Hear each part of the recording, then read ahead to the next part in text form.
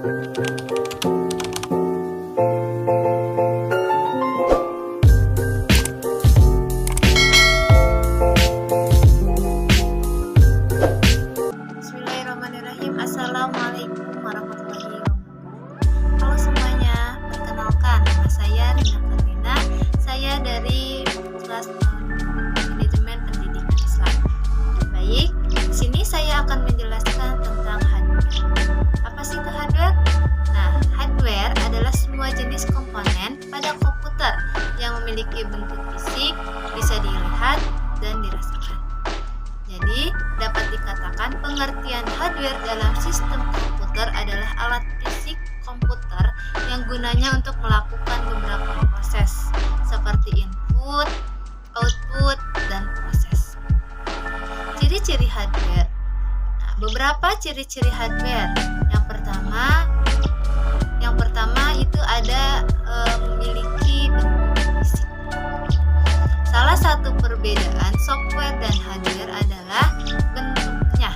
Software hanya dapat dilihat tampilannya, namun tidak memiliki bentuk fisik, sementara hardware mempunyai bentuk fisik yang bisa dilihat dan dirasakan. Yang kedua, umumnya bersifat keras. Beberapa contoh hardware adalah keyboard, printer, scanner, dan perangkat lainnya yang bersifat keras. Yang ketiga, terdapat di bagian luar komputer. Nah, kan biasanya kebanyakan hardware berada di luar komputer, namun tidak semuanya. Beberapa di antaranya ada yang berada di dalam komputer. Contohnya seperti RAM dan CPU. Yang keempat, media penghubung antara user dan software. Hardware adalah perangkat yang berguna untuk menghubungkan antara user dan software, di mana akan menerima input kemudian memberikan output kepada user. Selanjutnya, ada fungsi hardware. Utamanya, fungsi hardware adalah untuk memudahkan pengguna komputer dengan seperangkat alat komputer yang bekerja secara baik. Namun, jika dijabarkan, ada beberapa fungsi hardware secara spesifik, yaitu yang pertama, memberi output. Yang kedua, menerima input. Terus ada juga yang ketiga. Yang ketiga itu menyimpan informasi dan data. 4. Mengolah informasi dan data. Selanjutnya ada jenis-jenis hardware. Ada macam-macam hardware beserta contohnya yang perlu Anda ketahui. Yang pertama, ada hardware output. Hardware output ini adalah perangkat yang berfungsi untuk menghasilkan informasi baru atau data yang berguna sehingga dapat dimengerti oleh user.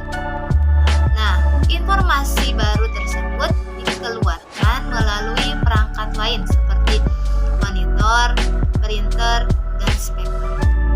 Yang kedua, ada hardware input. Hardware input adalah perangkat memasukkan yang berperan memasukkan data berupa video, teks, gambar, dan audio ke dalam komputer. Berikut beberapa contoh hardware input. Nah, ada contoh hardware input seperti mouse, keyboard, dan scanner. Dan yang ketiga, jenis hardware ada hardware proses.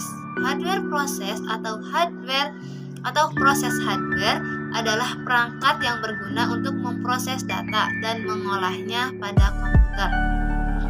Perangkat ini bisa disebut sebagai otak komputer karena melakukan proses penting terhadap data yang diinputkan. Beberapa contoh hardware proses itu ada CPU, VGA, dan RAM. Dan yang keempat ada storage device. Sebagai namanya, storage device berarti perangkat penyimpanan. Ini merupakan bagian dari hardware di mana fungsinya adalah menyimpan data komputer. Beberapa beberapa hardware yang termasuk ke dalam jenis ini. Yang pertama itu ada hard disk, ada flash disk, dan ada optical disk. Dan jenis hardware yang kelima itu ada perangkat tambahan. Yang dimaksud perangkat tambahan hardware adalah alat yang membantu komputer untuk menjalankan perintah user. Perangkat ini biasanya disebut dengan istilah periferal. Gunanya untuk menghubungkan perangkat komputer dengan koneksi internet. Salah satu contohnya adalah modem. Nah, modem dapat kamu gunakan untuk mengubah sinyal digital menjadi sinyal analog maupun sebaliknya. Dan selanjutnya ada cara kerja hardware. Gimana sih cara kerja hardware? Nah, cara kerja hardware adalah didasarkan pada perintah. Ini disebut juga dengan istilah instruction set. Dengan adanya perintah tersebut, hardware bisa melakukan berbagai kegiatan yang telah ditentukan oleh pemberi perintah. Adapun 3 instruksi dasar untuk menjalankan hardware. Yang pertama itu ada instruksi dasar input, dan yang kedua ada instruksi dasar proses, dan yang ketiga ada instruksi dasar output.